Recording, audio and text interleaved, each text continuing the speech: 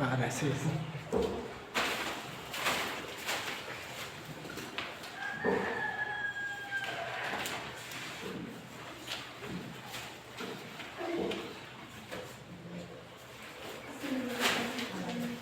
आज हम आपके साथ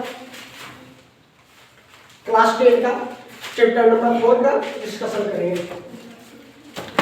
उससे पहले साइकिल था देखिएगा।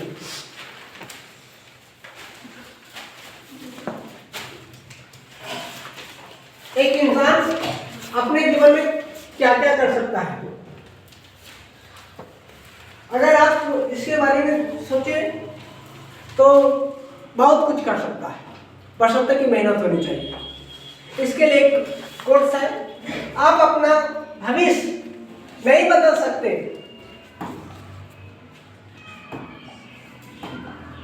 लेकिन आप अपनी आदतें बदल सकते हैं, और निश्चित रूप से आपकी आदतें आपका भविष्य बदल देगी।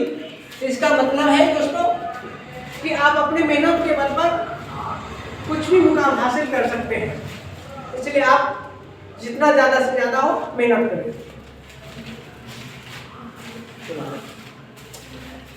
देखो बाबू, हमने आपके साथ पीपीटी लगभग जहां तक मुझे पढ़ाना वहां तक हम पीपीटी तैयार कर चुके हैं। कोई दिक्कत नहीं, धीरे धीरे हमारी क्लास में धीरे धीरे चलते रहेगी, इसमें कोई दिक्कत नहीं है। लगभग देखो, थ्योरी पढ़ाने के बाद मेरा प्रोसेस समझ, थ्योरी पढ़ाने के बाद हम हर क्वेश्चन का डिस्कशन करेंगे। देख रही हूँ कि मेरे पास क्वेश्चन सब अलग अलग है। मतलब पहला मेरा नियम होगा थ्योरी,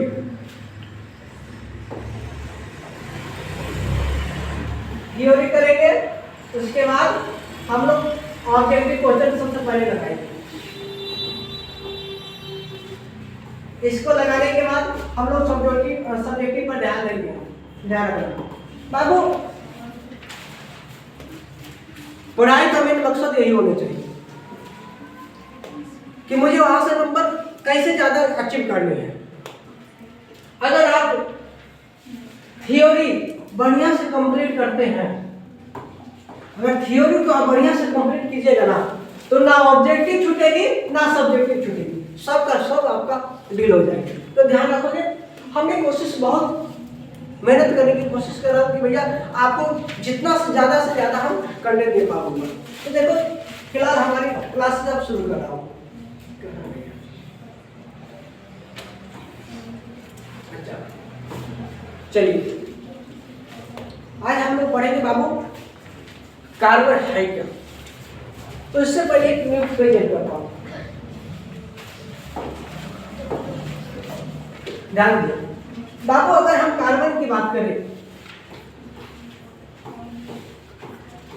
तो कार्बन एक तत्व है, बिल्कुल सही बात। आपको मैंने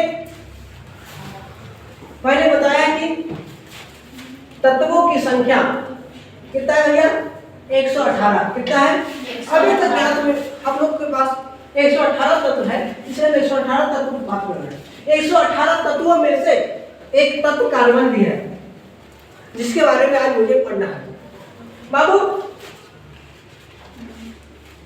कार्बन एक ऐसा तत्व है जो इस पृथ्वी पर जितनी भी चीजें उपस्थित है सब में पाया जाता है। आप किसी भी चीज को उठा देखो, एक कुर्सी है, इसको भी देख सकती हो, आपके कपड़ा है, वो जो भी चीज आपके यहाँ आसपास में दिख रही है सब में कार्बन है, एकमात्र तत्व है वो। इसलिए हम लोग कार्बन को कहते हैं भैया अद्वितीय तत्व। कैसा तत्व? अद्वितीय तत्व। कैसा तत्व? अद्वितीय तत्व। कोई दिक्कत है नहीं ना बउआ? आइए, तो आपको समझ में आया कि कार्बन है क्या। कार्बन एक तत्व है। हाँ भाई, इसका परमाणु संख्या कितना भैया? 6 है। कितना है? 6। परमाणु संख्या कितना है? 6। देखिए बाबू, मैंने आपको पिछली कक्षा में क्लास 9 में इलेक्ट्रॉनिक विन्यास निकालने सिखाया था। उसमें मैंने कहा था बाबू, हमारे पास कक्षाएं सारी होती है। सबसे पहली कक्षा के, उसके बाद यल, इस प्रकार आगे हम लोग बढ़ते हैं, लगभग यो पी आगे बढ़ते हैं। तो मैंने कहा था बाबू सबसे पहली कक्षा की बात करें तो 2 इलेक्ट्रॉन देते हैं।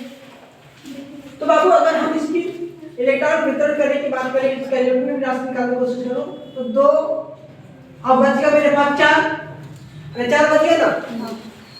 हमने जब पहली कक्षा के में 2 इलेक्ट्रॉन दे दिया और जब दूसरी कक्षा की बात करो यल, उसमें जब देने जाता हूं तो मेरे पास मात्र बचता है 4। कितना बचता है? 4। लेकिन दूसरी कक्षा के लिए चाहिए कितना? 8। कितना चाहिए? 8। कितना चाहिए? 8। लेकिन वो है मेरे पास क्या? नहीं। तो कोई भी आदमी भी चाहता है कि भैया थोड़ा बहुत सामान मिलता है ना, भैया तू लेना, हमारा भारी लग रहा है। मतलब वो चाहता है कि मैं किसी को दे दूं तो मैं फ्री हो जाऊंगा। इसी प्रकार कार्बन चाहता है कि मेरे पास जो 4 इलेक्ट्रॉन बचे हैं उस इलेक्ट्रॉन को हम किसी को दे दें, हम फ्री हो जाएंगे। या तो कार्बन चाहता है भैया हमको फ्री होना है तो 4 और किसी से ले लेंगे तो हम फ्री हो जाएंगे।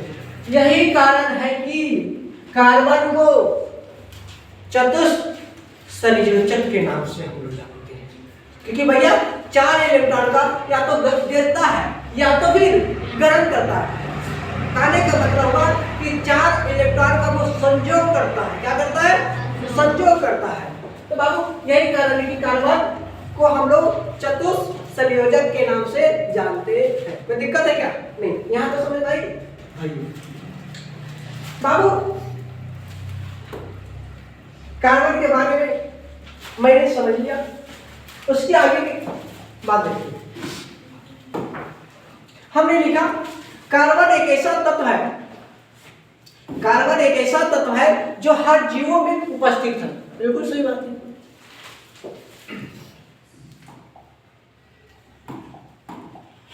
अब देखिए बाबू अगले पॉइंट मैंने लिखा पृथ्वी पे खनिजों, इस पृथ्वी पर जितने भी खनिज उपस्थित है उस खनिजों में कार्बन की प्रतिशत मात्र का मात्र कितना हुआ? 0.02%। कितना बचा हुआ है?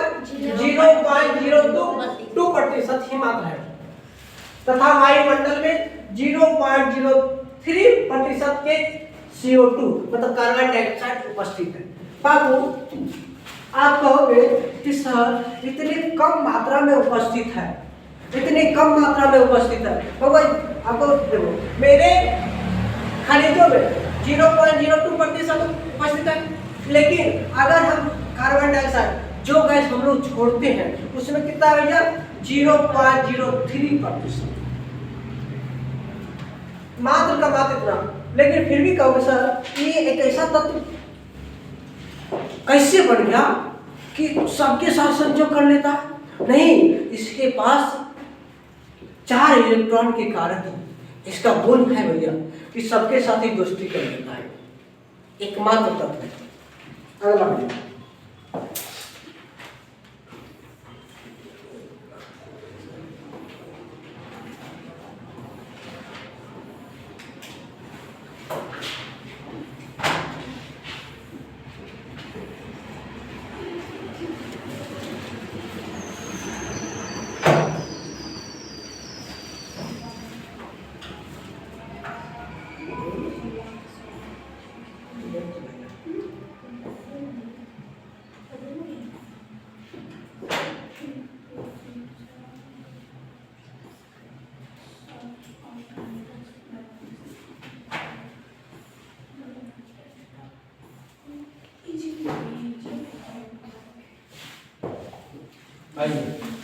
देखिए बाबू अगले में कार्बन एक खास तत्व है। मैंने अभी थोड़ा देर पहले बताया कि कार्बन एक ऐसा तत्व है जो लगभग 3 मिलियन यौगिक बनाता है। बाबू सोच लीजिए ऐसा कोई इस पृथ्वी पर उपस्थित नहीं है जो कार्बन जैसा यौगिक बनाने की क्षमता रखता हो। तो मैंने लिखा भाई कार्बन एक ऐसा खास तत्व है जो प्रकृति में इतनी अल्प मात्रा में होने के बावजूद भी, कार्बन उपस्थित होने के बावजूद भी कार्बन का अत्यधिक महत्व है। क्यों महत्व है? इसलिए महत्व है कि वो लगभग 3 मिलियन यौगिक बनाते हैं, यही का इसलिए महत्व है। आयनिक यौगिकों की गणना क्वथनांक उच्च होते हैं तथा एक विलयन के अथवा गलित अवस्था में विद्युत चालक करते हैं। अब आपको मैंने पिछली कक्षा में जो पढ़ाया था, तो मैंने 2 चीजें पढ़ाया, एक आयनिक यौगिक, एक सहसंयोजी यौगिक। मैंने कहा था कि आयनिक यौगिक में आयनों का आदान प्रदान होता है, इसी कारण से वो विद्युत धारा का प्रवाह करता है। और दूसरी बात मैंने कहा कि आयनिक यौगिक का निर्माण आयनिक बंधन से होता है। और आयनिक बंधन का मतलब जुटना, आयनिक बंधन एक परवल बंधन नहीं है। परवल बंधन का मतलब ताकतवर बंधन नहीं है, ज्यादा कस के नहीं पकड़ता। यही कारण है कि वो इलेक्ट्रॉन का प्रवाह कर देता है, और कर देता तो ये विद्युत धारा प्रवाह हो जाती है।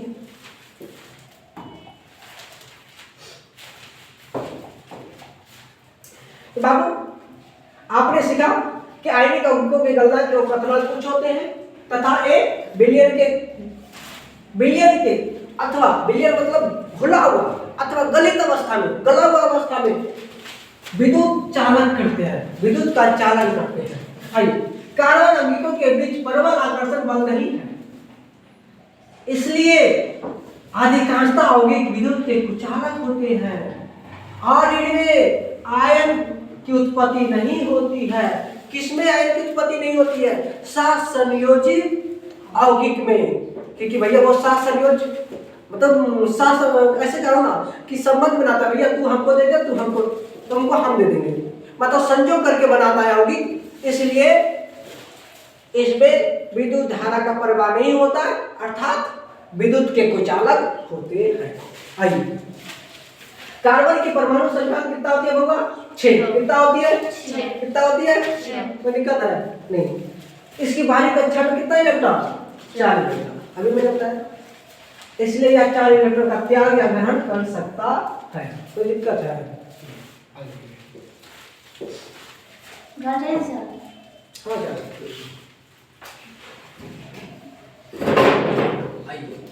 अब हम लोग पढ़ते हैं बाबू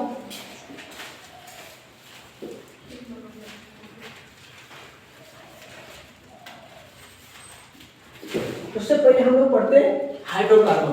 क्या पढ़ेंगे? हाइड्रोकार्बन। हाइड्रोकार्बन है क्या?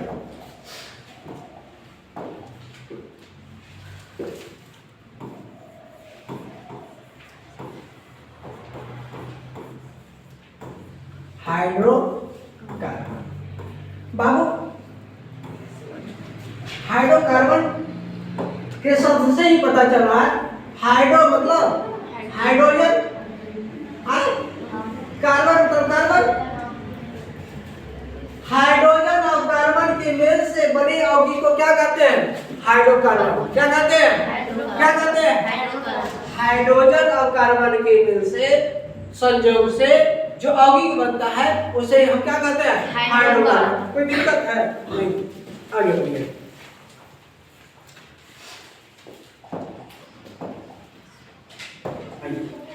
हम लोग अब यौगिक के गलनांक के बारे में जानते हैं। बहुत वीवीआई पॉइंट है बाबू, यौगिक के गलनांक है, एसिटिक एसिड के गलनांक, क्वथनांक एग्जाम में पूछा जाता है, तो ध्यान रखिएगा।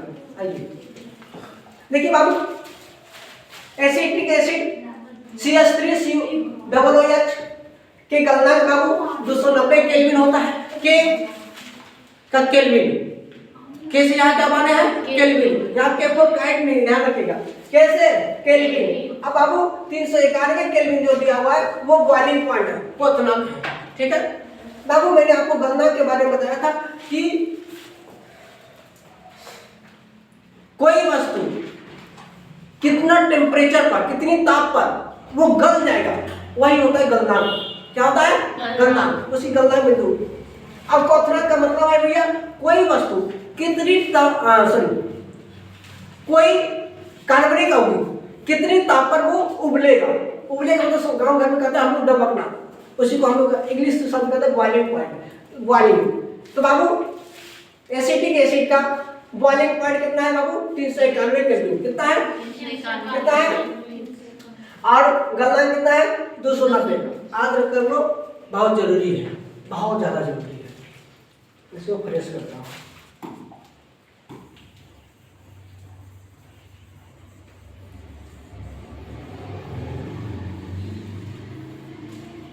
ध्यान दीजिएगा, एसिटिक एसिड का गलनांक 290 केल्विन। कितना? 290 कितना? 290 केल्विन। आपको कितना? 391 केल्विन। कितना? 391। कितना? 391। क्लोरोफॉर्म का गलनांक कितना भैया? 209। 200। अब क्वथना कितना है? 334 केल्विन। कितना है? 334। एथेनॉल का गलनांक की बात करें बाबू, 156 केल्विन। कितना है? 156। कितना है? 156। उसका बॉइलिंग पॉइंट कितना है? 351 केल्विन। कितना है? 351। कितना है? 351। अब मीथेन की बात करें बाबू, पिछले कुछ वर्षों में देखा गया है कि ऐसा मीथेन के बारे में बार बार पूछा जा रहा है। मीथेन का गलनांक कितना है? 90 केल्विन। कितना है? 90। कितना है? 90। गलनांक ही पूछा जा रहा है बार बार। अब इसका क्वथना की बात करें तो 111 केल्विन है। कितना है? 111। कितना है? 111। बाबू आपसे कभी पूछा जाए कि मीथेन का गलनांक के बारे में बताइए तो 90 केल्विन। कितना है? 90। कितना है? 90। अब क्वथना कितना है? 111 केल्विन। 111। अब सुनिए, फिर से हम लगा कर लेते हैं, चारों पे चारों। एसिटिक एसिड का गलनांक 290। 200। अब क्वथनांक 391 केल्विन। 300। क्लोरोफॉर्म 200। क्वथनांक 300। एथेनॉल का गलनांक 156। 100। क्वथनांक 351। मीथेन का गलनांक 90 केल्विन। मीथेन का गलनांक 90। और क्वथनांक 111। कोई दिक्कत है? आज हो गया ना, कोई दिक्कत नहीं तो आगे बढ़िए। अब हम लोग पढ़ते हैं बाबू, कार्बन किस प्रकार से किसी अन्य तत्वों के साथ सहसंयोजी बंधन बनाकर वो कार्बनिक यौगिक या तो कार्बन यौगिक का निर्माण करता है। चलिए देखिए बाबू,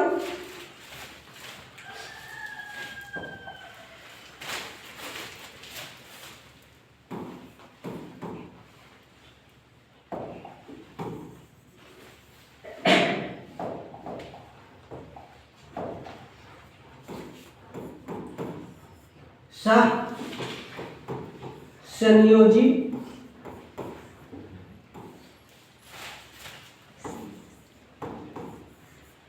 बंधन, ध्यान से सुनिएगा। सह का मतलब होता है भैया एक दूसरे, क्या होता है? एक दूसरे। और संयोजी मतलब संजोग, संजोग का मतलब होता है अदला बदली। भैया तुम्हारा काम हम चला देंगे, तुम मेरा काम चला देना, ठीक है? आप ऐसे कह सकते हैं कि संजोग कर लिया। क्या कर लिया? संजोग कर लिया। अब बंधन तो भैया है कि आपको पता ही, बंध जाना, जुड़ जाना है।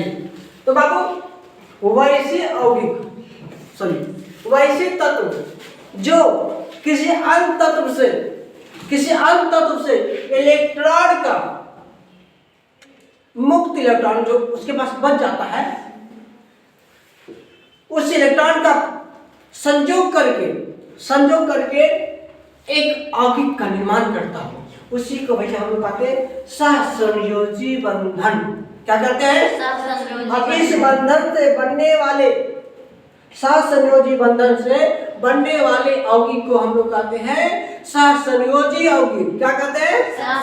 क्या कहते हैं? मैंने बाबू आपको एक बंधन पढ़ाया था जिसका नाम था आयनिक बंधन। क्या नाम था? आयनिक बंधन। क्या नाम था? आयनिक बंधन। इस बंधन के माध्यम से जो यौगिक बनता था उसको हम लोग कहते थे आयनिक यौगिक। कौन सा यौगिक? आयनिक यौगिक। कौन सा यौगिक? आयनिक यौगिक। आयनिक यौगिक। ध्यान से सुनिए। अब बाबू मैंने कहा था कि भैया जो आयनिक यौगिक है उसमें आयन बनते हैं। क्या बनते हैं? आयन बनते हैं। इसलिए हम कहते हैं कि आयनिक यौगिक एक विद्युत के सुचालक का काम करता है। क्या करता है? सुचालक का काम करता है। दूसरी बात सुनो, मैं एक बात और बता देता हूँ। आयनिक यौगिक का निर्माण जब भी होता है तो उसमें से एक धातु और एक अधातु से होता है। किससे होता है? एक धातु और एक अधातु। ध्यान रखिएगा इस बात को। आयनिक यौगिक या तो आप ऐसे कह सकते हो, आयनिक बंधन सिर्फ का सिर्फ धातु और अधातु के बीच ही होता है। ध्यान रखिएगा। और सहसंयोजी बंधन अधातु अधातु के बीच होता है। किसके किसके बीच होता है? अधातु अधातु के बीच। किसके किसके बीच? अधातु अधातु के बीच होता है। कोई दिक्कत है? नहीं ना? चलिए आइए अपने को। तो आपने सहसंयोजी बंधन के बारे में सहसंयोजी बंधन के बारे में सीखा। कोई दिक्कत नहीं तो आगे बढ़ते हैं।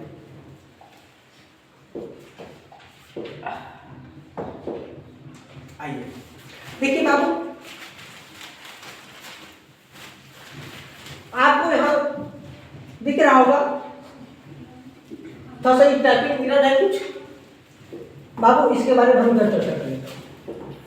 हाइड्रोजन की परमाणु संख्या एक कि दो? एक। पर एक है हुआ तो इलेक्ट्रॉन एक है ना इसके पास हुआ। बाबू लेकिन पहली कक्षा में जब हाइड्रोजन को रहना होगा तो कितना इलेक्ट्रॉन चाहिए? दो गो। कितना चाहिए? दो। लेकिन हाइड्रोजन के पास कितना है? एक गो। कितना है? तो वो रह पाएगा? नहीं ना रह पाएगा। इसलिए वो कहता है भैया हमको डर लगता है, तू आ जा। एक हाइड्रोजन का बुला लेता है, कहता आ जाना, दोनों मिलकर रहेंगे, तुम्हारा काम हम कर देंगे, तू मेरा काम कर देना। तो देखिए ये तो भैया ये दोनों को बुला लिया आपस में, कहे भैया हम आपका काम कर देंगे। देखो इसके पास भी एक इलेक्ट्रॉन है, इसके पास भी एक है ना। अब क्या हुआ? तो मेरा काम कर देना। ये कहता है ठीक है, ये कहता हमारा भी कर देना, दोनों मिलकर करेंगे। तो बाबू यही कारण है कि हम लोग जब भी लिखते हैं हाइड्रोजन तो H2 लिखते हैं। कभी H खाली लिखा देखा है कहीं? नहीं। यही कारण है क्योंकि भैया उसको अकेले में रहने में डर लगता है। पहली कक्षा के में रहने में डर लगता है क्योंकि भैया उसमें रहने देगा ही नहीं, भगा देगा, क्योंकि चाहिए दो इलेक्ट्रॉन। तो बाबू यही कारण है कि दो आए। देखिए दोनों आधार कोई दिक्कत बन रही है। हमने लिखा है H2 क्योंकि के कक्षा अपना कोष पूरा करने के लिए दो इलेक्ट्रॉन की आवश्यकता पड़ती है। के कोष में रहोगे तो दो ना। इसे बाबू कहेगा मान लीजिए मेरा कोचिंग का नियम है कि नहीं भैया आप आओगे इतना पैसा दोगे तो आओगे, नहीं तो छोड़ दो। क्या कम पैसा दोगे रहने देंगे? नहीं रहने देंगे। वही हाल के का है। तो भैया आप दो इलेक्ट्रॉन आपके पास है तो रहिए, नहीं तो चले जाइए। इसमें कुछ और लिखना चाहिए, भाई मिस्टेक हो गई। आइए अगली बात करते हैं हम लोग ऑक्सीजन की। इसकी बात करते हैं ऑक्सीजन। देखिए बात ऑक्सीजन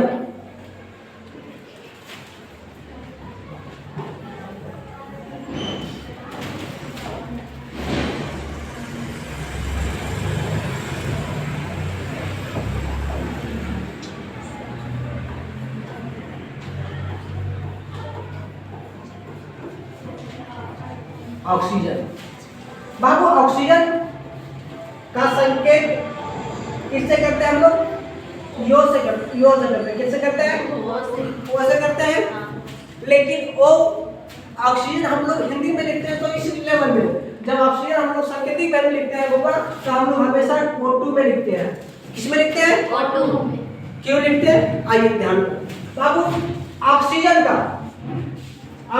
का परमाणु संख्या 8 होती है। कितना होती है? 8। कितना होती है? 8। चलिए इसको बांटिए अब अब कक्षा में बांटे दो। पहले कक्षा दो दे दिए, उसके बाद कितना बचा? 6। लेकिन चाहिए कितना? 8।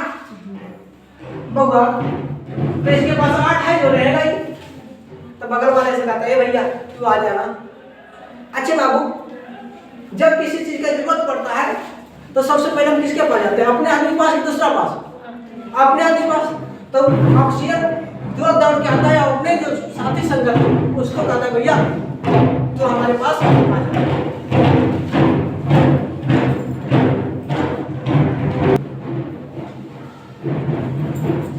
चलिए आइए,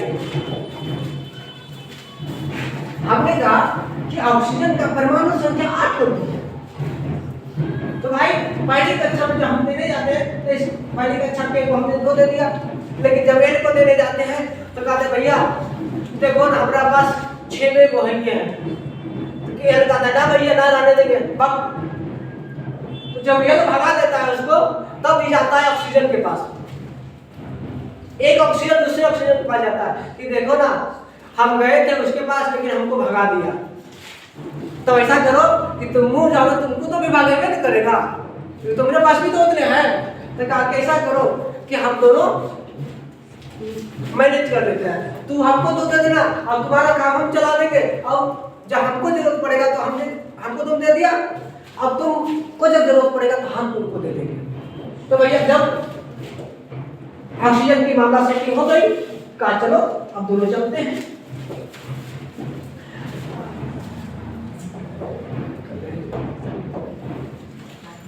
तो बाबू इस ऑक्सीजन के पास कितना बचा? 6 दोनों के पास है, 2 दे दिया तो दोनों दे दिया। अब देखो जब दोनों दे दिया तो 2 यहाँ है, अब 2 इसके पास है, अब 2 इसके पास है, इसके पास भी भैया 6 ही बचा हुआ है। देखो 2 4 6, इसको भी चाहिए 8, अरे 8 तो चाहिए। तो देखो क्या करेगा वो,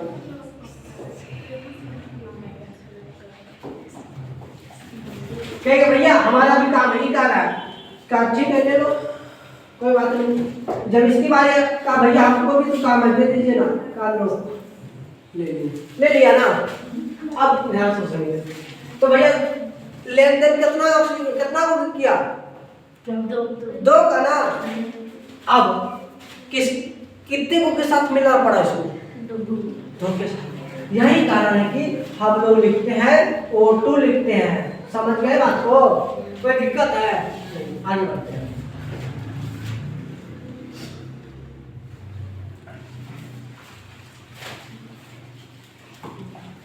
आइए बाबू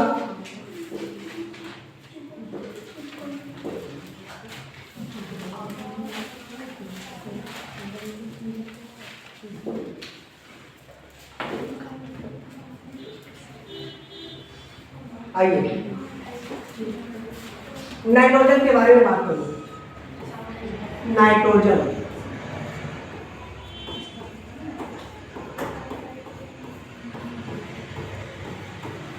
नाइट्रोजन की परमाणु संख्या कितना होगा?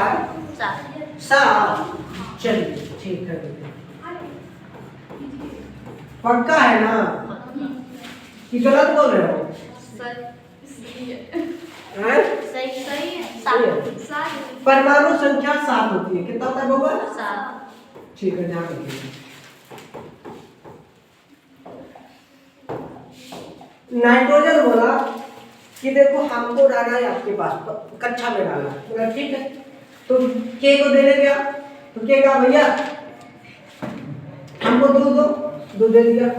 एल को देने गया तो भैया एल को तो चाहिए था 8, लेकिन इसके पास कितना बचा हुआ है? अरे नाइट्रोजन के पास 5 ना बचा है, इसके पास 5 बचा हुआ है। तो ये कारण है भैया हमको 8 दोगे तभी काम चलने देंगे, तो नहीं देंगे। बोला ठीक है, तो मामा गड़बड़ा गया। अरे गड़बड़ा गया ना, तो बाबू कहा कि हमें 3 चाहिए, मतलब इसको इस घर में रहने के लिए 3 चाहिए। तो 3 का आधार प्रदान करेगा वो, और 3 का आधार प्रदान करेगा ना, कहेगा भैया तू हमको दे दो हम तुमको दे। 3 इलेक्ट्रॉन का संयोग करेगा। कौन करेगा? नाइट्रोजन। कौन करेगा? नाइट्रोजन। 3 इलेक्ट्रॉन का संयोग करेगा, इसलिए हम लोग इसको कहते हैं त्रिबॉन्ड। क्या बोलते हैं? त्रिबॉन्ड, मतलब त्रिआवन। त्रिआवन, कोई दिक्कत नहीं। चलिए आगे।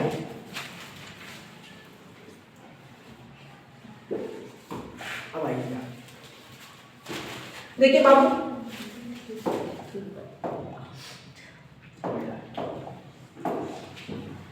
अमोनिया। बाबू ध्यान से सुनिएगा, एक होता अमोनिया, एक होता अमोनियम।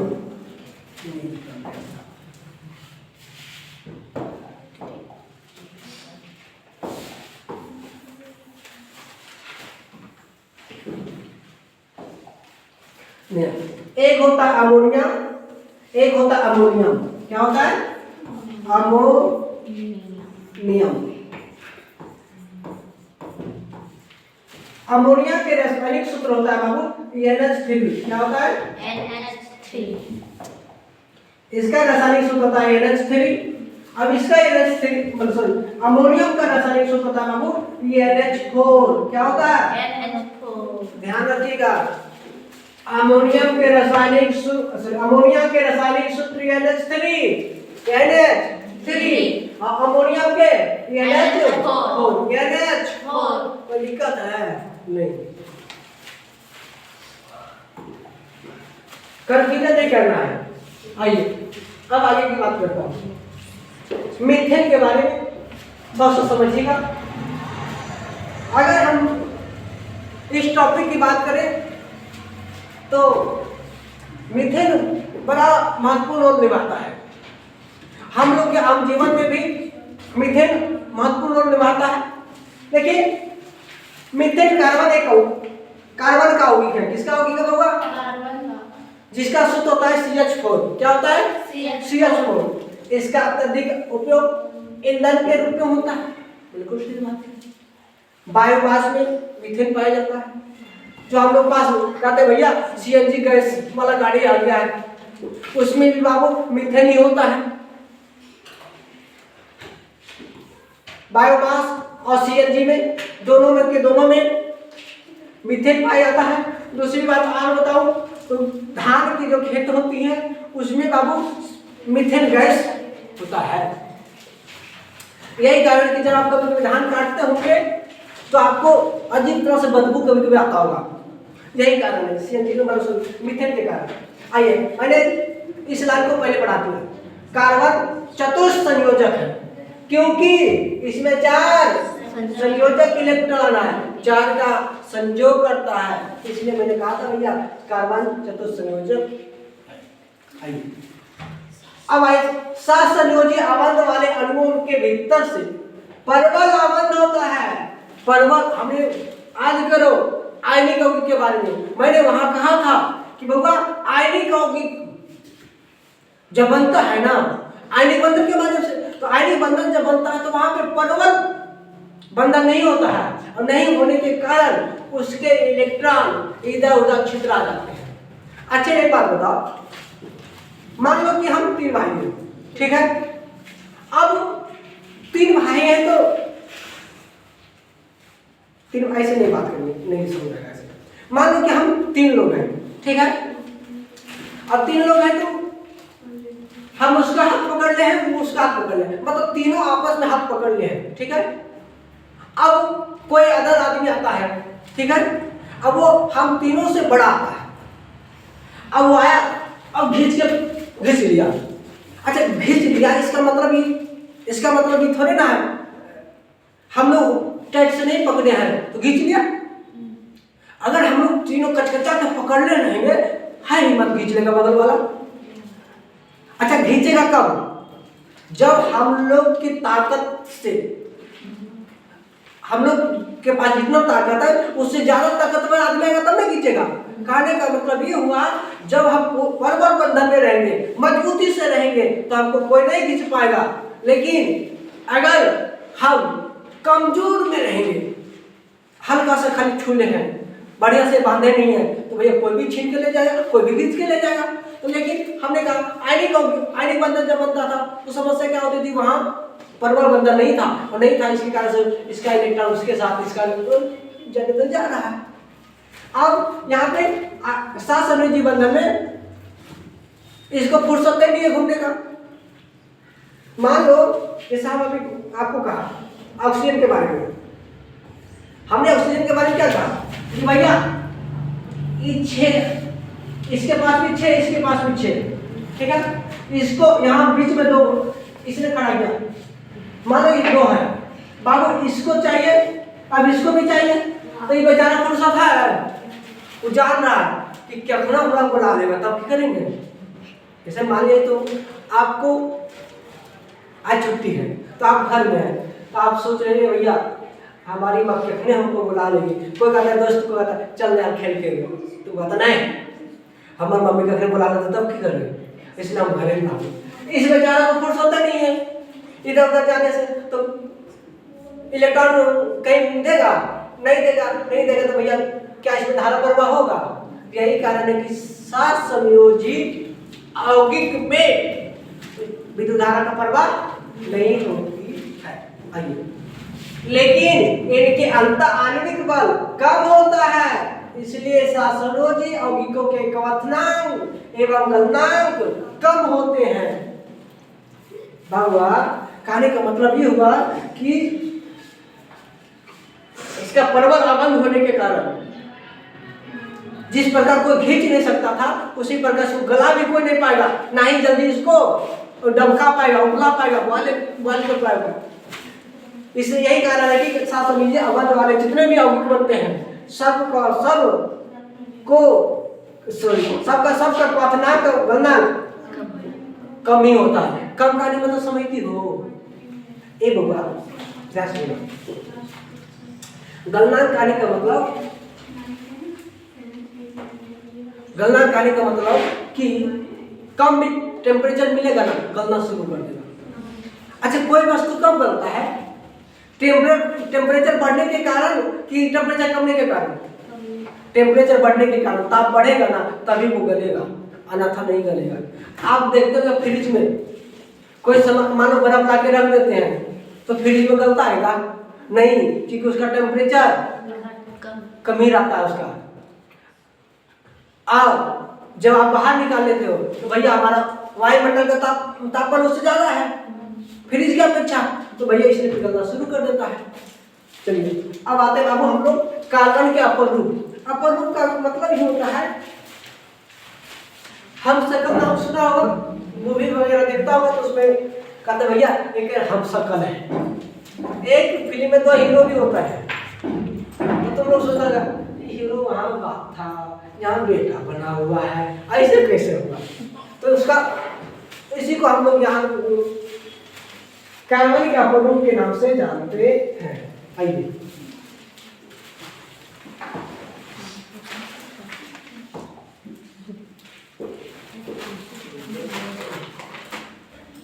बहुत बड़ी वीडियो है।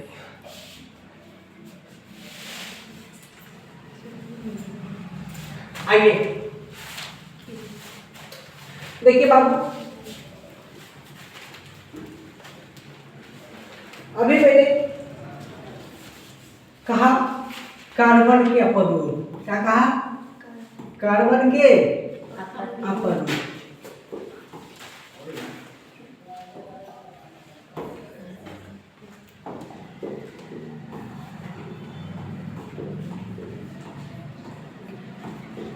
अपर रूप सही लिखा है ना? देख लेते हैं। अपरूप अपरूप होता है।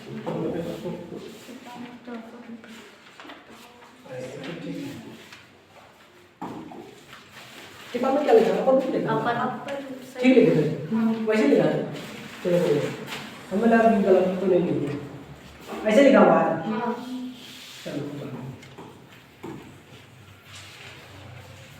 ऊपर है ना बोर्ड, इसे बड़े से लिखा होता है। देखते हैं कुछ सही करेंगे। आइए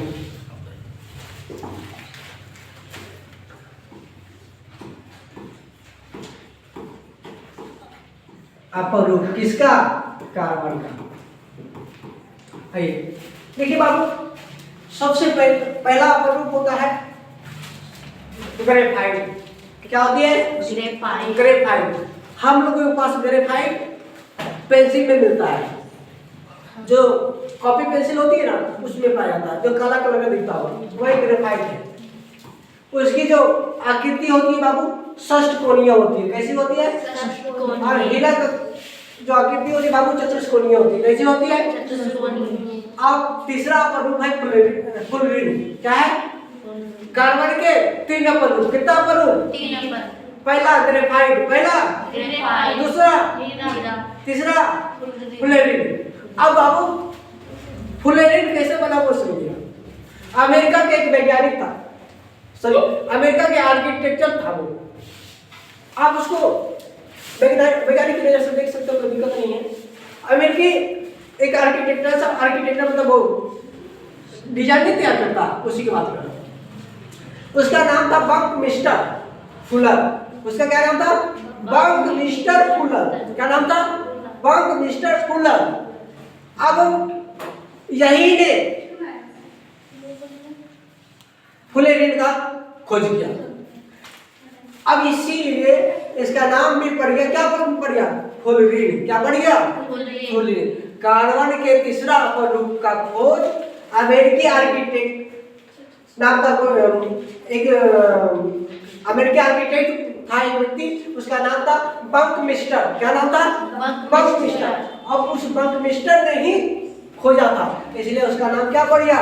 फुलरिन। आपसे पूछा जाएगा एग्जाम में कि बताइए कार्बन के कौन सा अपरूप है जो फुटबॉल की आकृति का है, उसका नाम क्या है? तो कहोगे भैया फुलरिन। क्या है? फुलरिन। कार्बन के 60वां। ठीक है, चलिए अब आते हैं हम ग्रेफाइट। अब आगे ग्रेफाइट एवं हीरे के विभिन्न संरचना के कारण भौतिक गुणधर्म अलग अलग होते हैं। भौतिक का मतलब क्या समझिए कि बारिश संरचना, भिन्न संरचना के कारण भिन्न संरचना है बाबू। देखो हमने अभी कहा भैया इसका षष्ठकोणीय है, इसका चतुष्कोणीय है, तो दोनों का अलग अलग है या नहीं है? अलग अलग है। तो इससे हमने कहा भैया भिन्न संरचना के कारण उसका भौतिक गुणधर्म भी अलग अलग है। लेकिन किसका खानदान क्या है? खानदान तो कार्बन बिना है, तो शकल तो वैसे ना रहेगा, मतलब रासायनिक गुण तो सॉरी शकल में उसके अंदर जो गुण होगा कार्बन वाला गुण ना आएगा। असंतोष की नहीं दूसरा चला गया। आइए तो उनके जबकि उनके रासायनिक गुणधर्म एक समान होते हैं। कैसे होते हैं? एक समान होते हैं। आइए बाबू हीरा की बात करें तो अभी तक जितने भी पदार्थ ज्ञात है उसमें से सबसे कठोर पदार्थ हीरा है। कौन है? हीरा। हीरा से कोई कठोर नहीं पदार्थ है, सबसे कठोर पदार्थ हीरा है। इसलिए आप देखे होंगे कि मार्बल की कटिंग में एक पेन का इस्तेमाल लोग करते हैं, उसकी पेन की जो निभी आगे वाला होता है ना उसमें हीरा ही होता है। क्या होता है? हीरा होता है। हीरा सबसे कठोर पदार्थ है, कोई दिक्कत? ग्रेफाइट चिकना तथा फिसलनशील होता है। आप छिलते होंगे कटर वो पेंसिल कटर से तो देखता होगा चिकना महसूस करने लगता है, तो इसलिए वही लिखा ग्रेफाइट चिकना तथा फिसलनशील होता है। अरे भैया हम लोग पास ग्रेफाइट थोड़े से, अरे हम लोग वो किए तो कहाँ देखे? पेंसिल ना देखेंगे, ऐसा थोड़े बड़ा चेक करा देखेंगे वही वही बच्चा आड़ के देखेंगे, ऐसा तो मेरे पास है नहीं। चलो आइए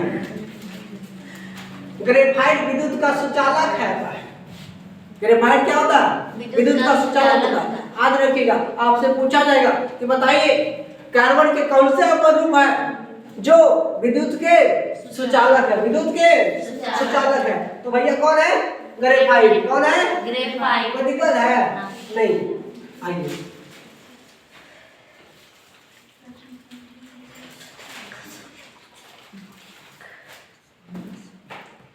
देखिए बाबू अगली लाइन की बात करूं तो यह कार्बन से संबंध अधिकांश यौगिक उच्च दाब एवं ताप पर उत्पन्न करते हैं, जिन्हें संश्लेषित किया जा सकता है। एक अकार्बनिक नहीं बल्कि प्राकृतिक रूप से भी उपलब्ध होते हैं। कहने का मतलब ये हुआ कि कार्बनिक यौगिक सभी के सभी संश्लेषित ही नहीं होते हैं, हमारे वायुमंडल में प्राकृतिक रूप से भी उपलब्ध है। ठीक है, अब आइए, कार्बन यौगिक अत्यधिक संख्या में विभिन्न अणुओं बनाते जाते हैं। क्यों? क्योंकि इसके पास कौन सा गुण है? सहसंयोजी बंधन के कारण वो बहुत सारे तत्वों के साथ मिलकर यौगिक बना लेते हैं। ठीक है, कार्बन एकमात्र ऐसा तत्व है जो बड़ी संख्या में यौगिक बनाने की क्षमता रखता है। कितना यौगिक हमने पढ़ाया था क्लास की शुरुआत में, आ जाएगा? नहीं, लगभग 3 मिलियन। कितना मिलियन? 3 मिलियन। लगभग 3 मिलियन। ठीक लिखा है ना भैया? चलिए, बहुत बढ़िया। अब बात रखिएगा, इसलिए मैंने कहा था कार्बन एक अद्वितीय तत्व है। कैसा तत्व है? अद्वितीय। कैसा तत्व है? अद्वितीय तत्व। कोई दिक्कत है? नहीं। चलिए, अब हम लोग पढ़ते कार्बनिक यौगिक के बारे में। कार्बन यौगिक किसको बोलो? या तो फिर कार्बनिक यौगिक बोलो।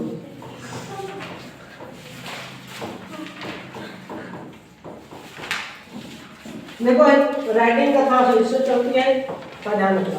अभी हाथ इस पे आने में थोड़ा सा टाइम लगेगा। चलिए, एक नया से देख करना होगा।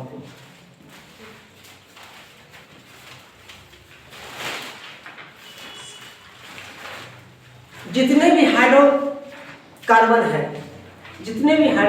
है वो 3 तरह के होते हैं। कितने तरह के होते हैं? अरे,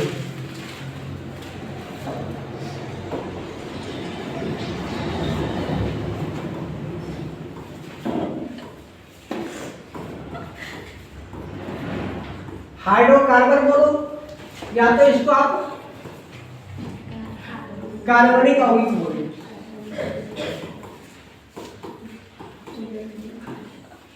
कितने तरह के होते हैं? 3 तरह के। सॉरी, 2 तरह के यौगिक बनते हैं। हमने कुछ आपको प्यार से 3 तरह के भैया। पहला होता है संतृप्त यौगिक। कैसा होता है? संतृप्त यौगिक। कैसा यौगिक? संतृप्त यौगिक। और दूसरा होता है असंतृप्त। कैसा होता है? असंतृप्त यौगिक। असंतृप्त यौगिक। यह आपको इसी नाम देखने से ही पता चल गया होगा कि भैया संतृप्त यौगिक कहने का क्या मतलब है, असंतृप्त यौगिक कहने का क्या मतलब है। अच्छा बउआ, गांव घर में नियम चलता है, कहता है भैया जैसे तो आपके पिताजी मार्केट में है, ठीक है, और कुछ लेके आए, कहता है भैया 2 ही पीस मान लो है। आप घर में भाई होती है, जो भी हो, आप घर में बच्चों की संख्या 3 है, उसमें से एक छोटा वाला कहता है भैया छोटा है बोलेगा, चलो इसको एक को दे दो। छोटा खुश हो जाता है, अरे हाँ भाई को मिल लो। अब दूसरा वाला बच्चा कहता है भैया, दोनों भाई कहता है कोई बात नहीं, छोटा भाई दे दोगे कोई बात नहीं। मतलब संतुष्टि कर लिया अपने मन में। क्या कर लिया? संतुष्टि। एक होता है हदिया, गांव घर में सब आता है हदिया, वो आदमी कहता है ना भैया हमको आओ दे। मतलब उसको संतुष्टि नहीं है। तो वही हाल यहाँ है। जो कार्बनिक यौगिक बनते हैं वो 2 प्रकार के, एक संतृप्त यौगिक बनते हैं, एक असंतृप्त बनते हैं। जो संतृप्त यौगिक है भैया कहता है हमको किसी चीज का टेंशन नहीं है, किसी चीज का टेंशन नहीं है, बस जो मिला उसी में हम खुश हैं। लेकिन ये कहता है भैया ना, हमें और चाहिए। तो ये भैया असंतृप्त यौगिक। कौन सा यौगिक? असंतृप्त। कोई दिक्कत है?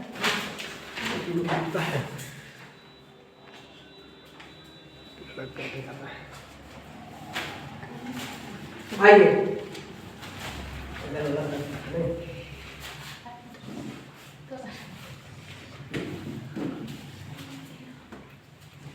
चलिए अब हम लोग पढ़ेंगे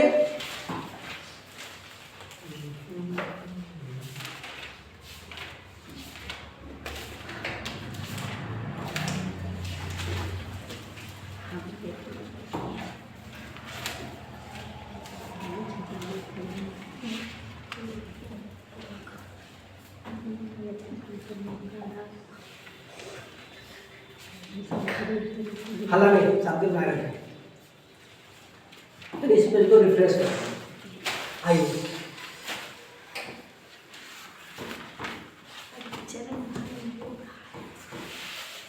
कार्बनिक यौगिक हमने कहा भैया दो प्रकार के यौगिक बनते हैं। कितना प्रकार का? दो। कितना प्रकार का? दो। एक बनता है संतृप्त यौगिक। क्या बनता है? एक संतृप्त संतृप्त यौगिक। दूसरा बनता है असंतृप्त यौगिक। कौन सा यौगिक? असंतृप्त यौगिक। यौगिक। ध्यान से सुनिएगा, ध्यान दीजिएगा बाबू। ठीक है बाबू, ये संतुष्ट है बेचारा, ये असंतुष्ट है। ठीक है बाबू, हाइड्रोकार्बन मतलब कार्बनिक यौगिक जो बनते हैं तीन टाइप के बनते हैं, तीन प्रकार के तत्व बनते हैं। उसको हम लोग कहते हैं, अच्छा संतृप्त यौगिक जो है वो हमेशा सिंगल बॉन्ड में रहता है। किस में रहता है? सिंगल। क्या इसमें रहता है? Single bond. किससे बॉन्ड? Single bond. अभी असंतृप्त यौगिक जो है बाबू डबल बॉन्ड में भी रहता है और ट्रिपल बॉन्ड में भी रहता है। किस में रहता है? डबल बॉन्ड और ट्रिपल बॉन्ड। हमेशा ध्यान रखिएगा। असंतृप्त यौगिक हदिया आदमी को दो खाए, दुइयो ले लेगा, तीन को ले लेगा, और ये हदिया हुआ ये भैया कहता हमें एक दे नाम संतुष्ट हो, कोई दिक्कत नहीं। तो आप हमेशा ध्यान रखिएगा जो यौगिक सिंगल बॉन्ड में रहेगा वो कैसा यौगिक है? संतृप्त यौगिक है। कैसा यौगिक है? कैसा यौगिक है? कोई दिक्कत है नहीं। अब जो यौगिक दो डबल बॉन्ड या तो ट्रिपल बॉन्ड, डबल बॉन्ड या तो ट्रिपल बॉन्ड में है वो असंतृप्त यौगिक है। कैसा यौगिक है? असंतृप्त। कोई दिक्कत है नहीं। आइए आगे की चर्चा हम करते हैं।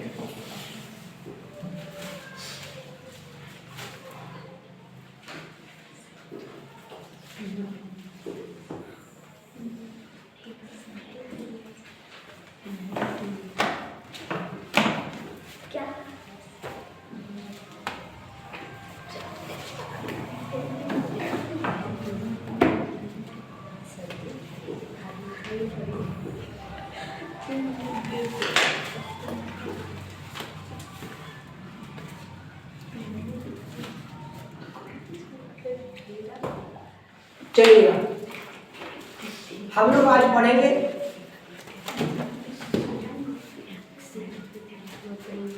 नया पेज करना ही पड़ेगा।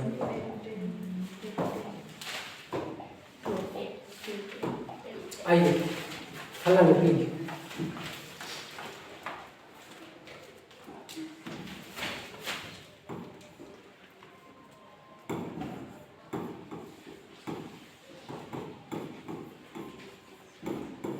हाइड्रोकार्बन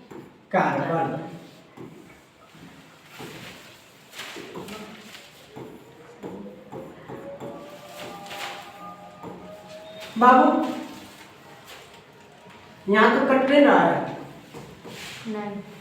एल्केन इसको कहते हैं एल्केन, इसको हम लोग कहते हैं एल्कीन। क्या कहते हैं?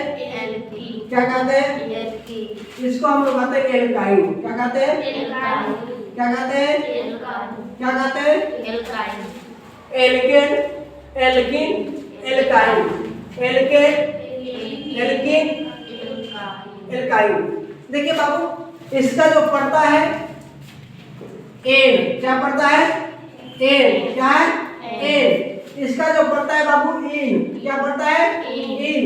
इसका पड़ता है आइन, आइन, आइन। इसका जो सूत्र होता है बाबू CnH2n प्लस 2, क्या होता है CnH2n प्लस 2 प्लस 2। इसका जो सूत्र होता है बाबू CnH2n, इसका जो सूत्र होता है भैया CnH2n माइनस 2, यही इसका सूत्र होता है। ठीक, आइए हमने बोला हाइड्रोकार्बन जो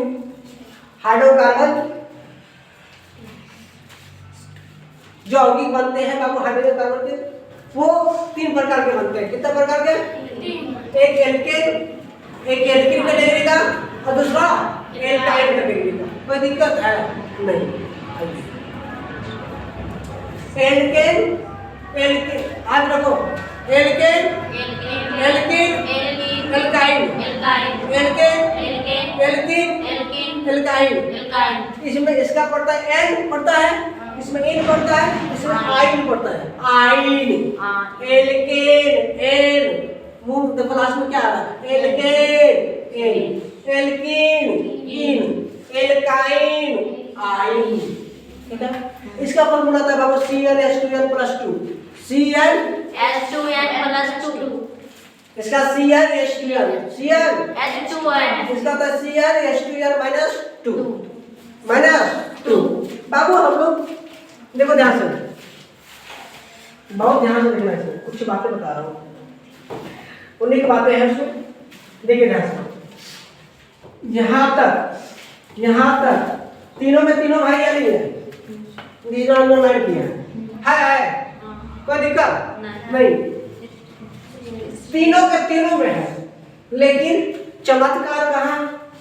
इसमें, यहाँ तो कुछ है नहीं है, चमत्कार है ना।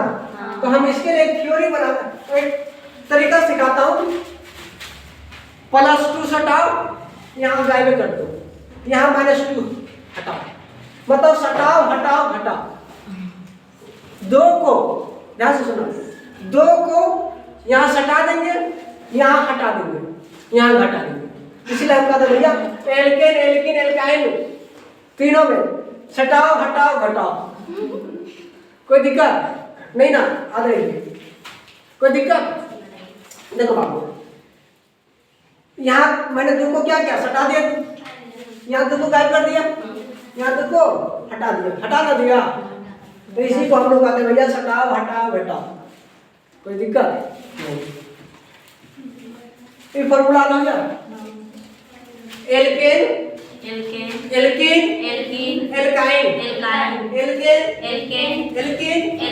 एल्काइन। एल्केन का फॉर्मूला क्या था भैया? CnH2n plus 2, CnH2n plus 2।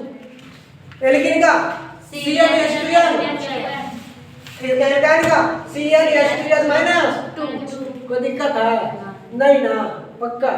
चलिए, बड़ा बढ़िया समझ में आया। अब देखिए बाबू, ये तीनों को तीनों पढ़ना है। फिलहाल आज की कक्षा यहीं तक रखते हैं।